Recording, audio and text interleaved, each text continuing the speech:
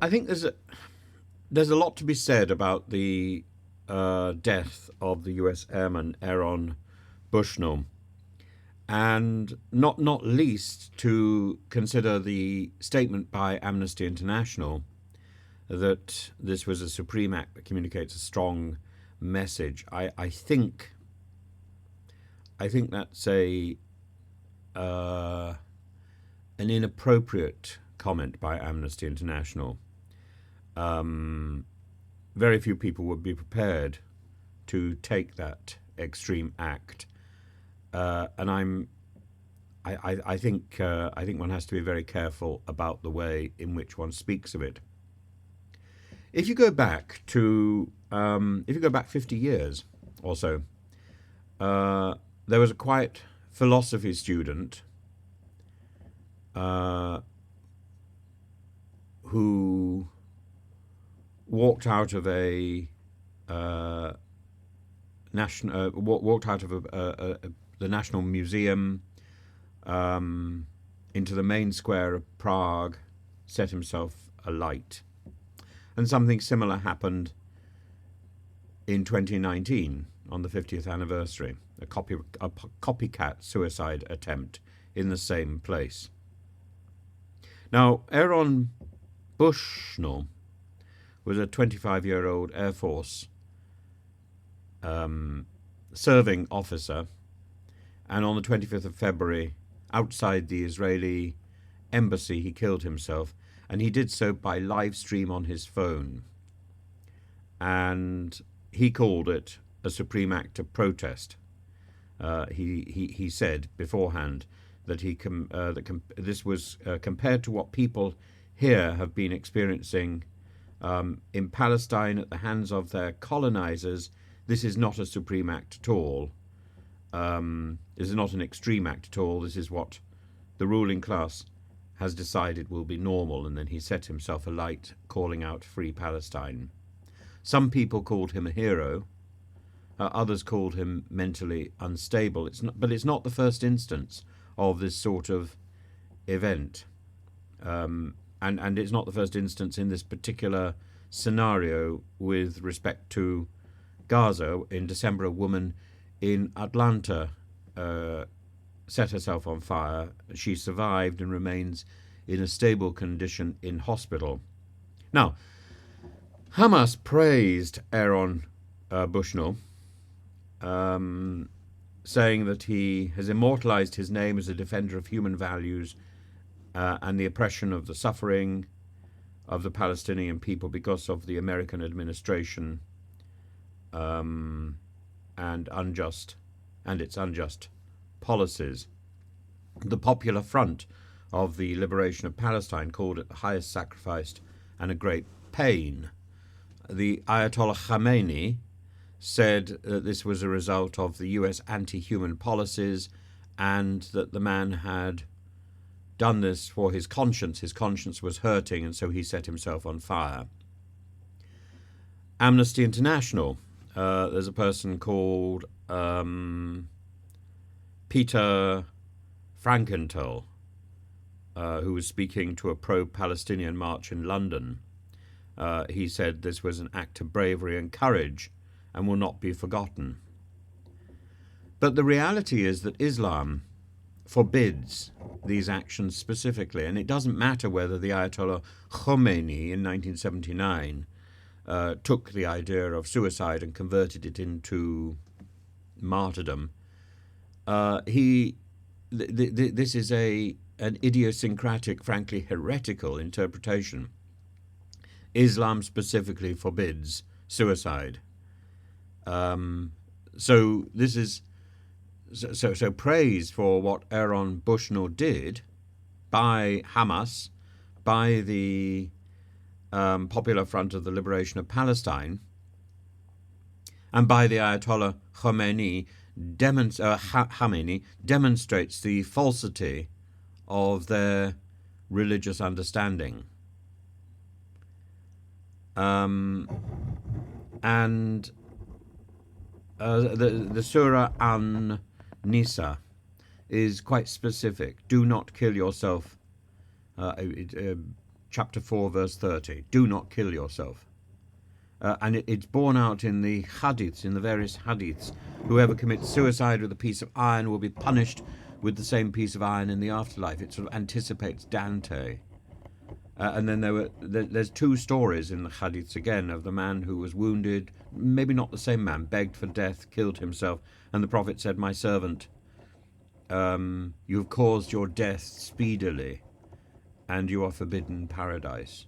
There's the other person who was one of the friends of the Prophet who had fought bravely in battle and was mortally wounded, and he begged for someone to kill him, and then he killed himself.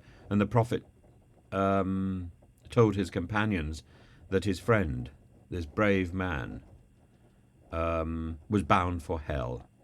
It is better that this man had not been born. And it's not forbidden in Islam to recite janazah for the victims of suicide, but traditionally, because the Prophet did not lead the prayers for the funeral of his companion, traditionally the imam in a modern congregation would follow his example and stand back.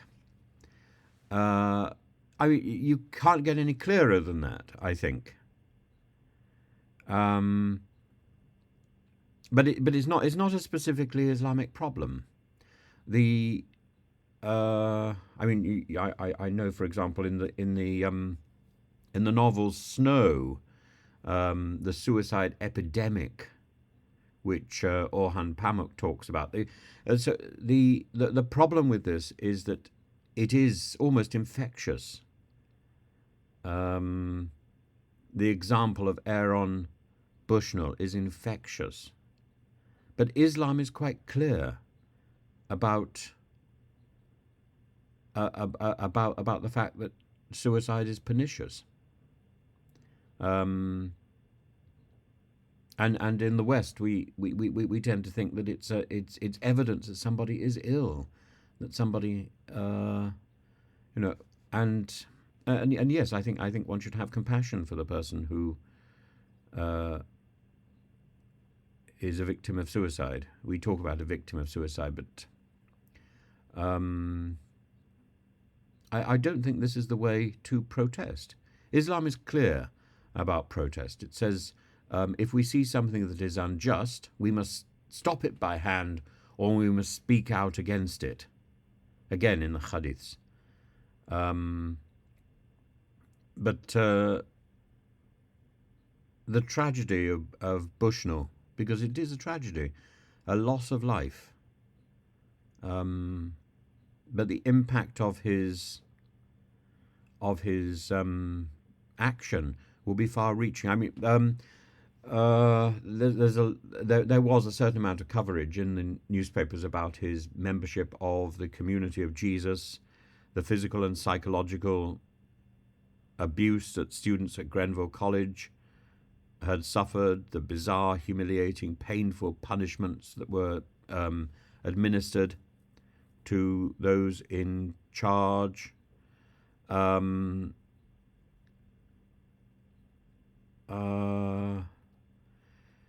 Amnesty said, "We support any colleague who chooses in their own personal time to commemorate someone who died while protesting about the terrible human rights crisis happening right now, while the world is watching but failing to act." And Amnesty has called for an urgent call, has made an urgent call for the immediate ceasefire of all parties in the occupied Gaza Strip and Israel. The root causes, including the Israeli authorities' system of apartheid against Palestinians and decades of impunity, must be addressed. And talks about the shocking summary killings and abductions of civilians displayed, a chilling disregard for life and for international law. This is talking about the attack by Hamas on October the 7th. The deliberate attacks on civilians and hostage-taking are war crimes and cannot be justified under any circumstances.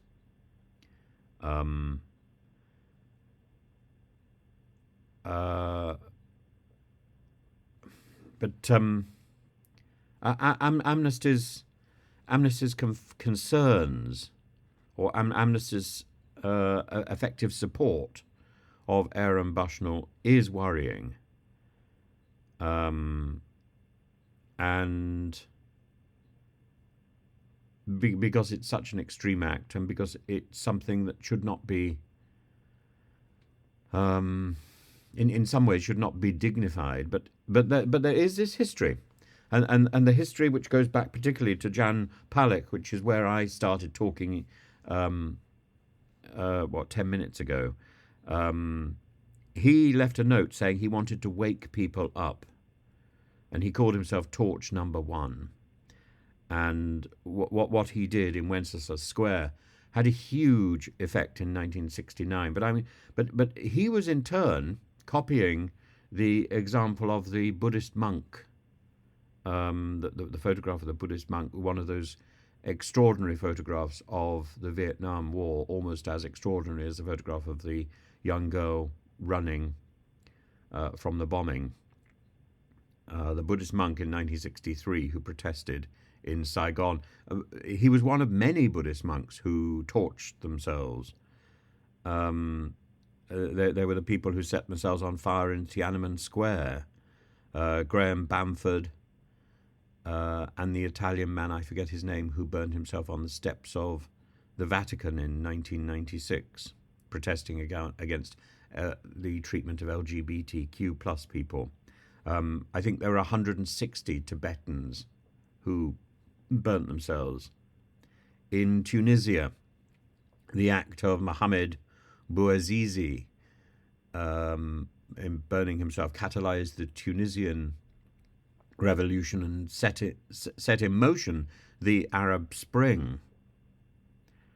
Charles Richard Ingham, John Watts, both torched themselves for their treatment as veterans in America. They died, as did David Buckle.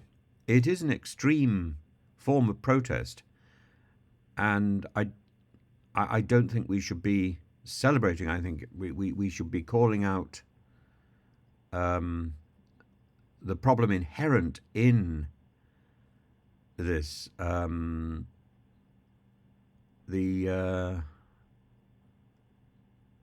But maybe this is a statement of an absolute inability to speak out, to be heard. I'd be very interested to know your opinions.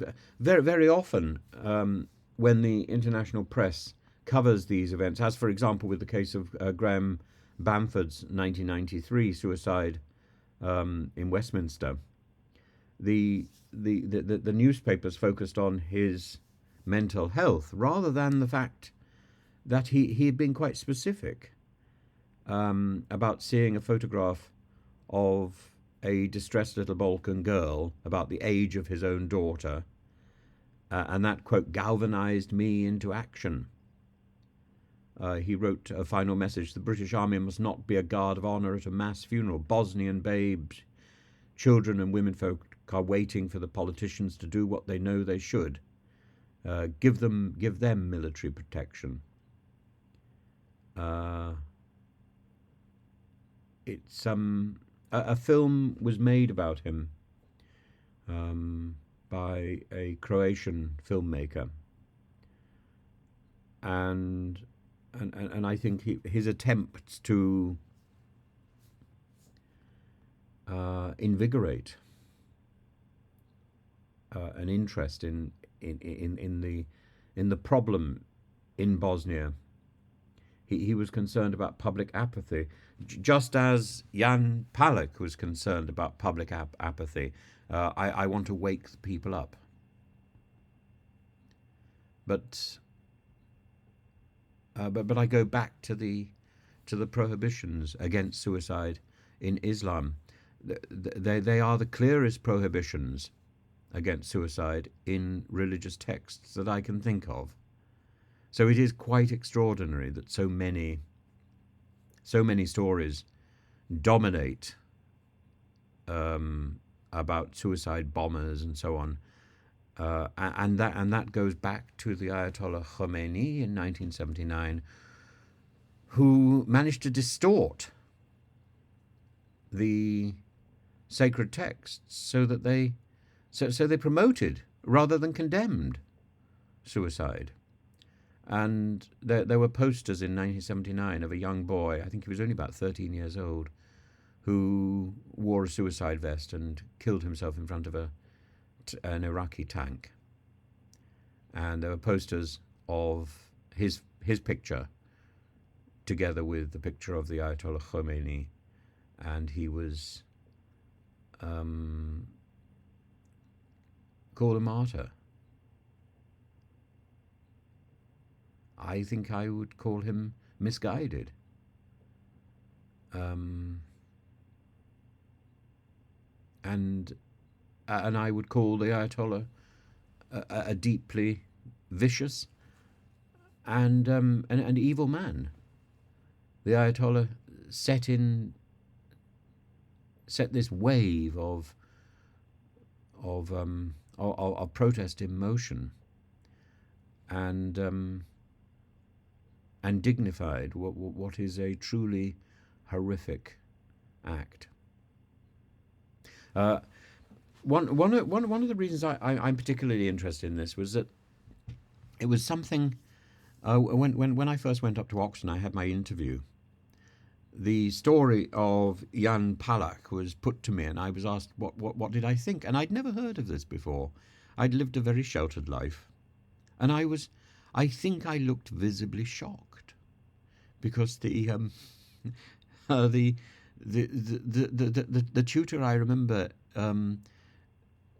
sort of talked me through it as if he was trying to talk me down.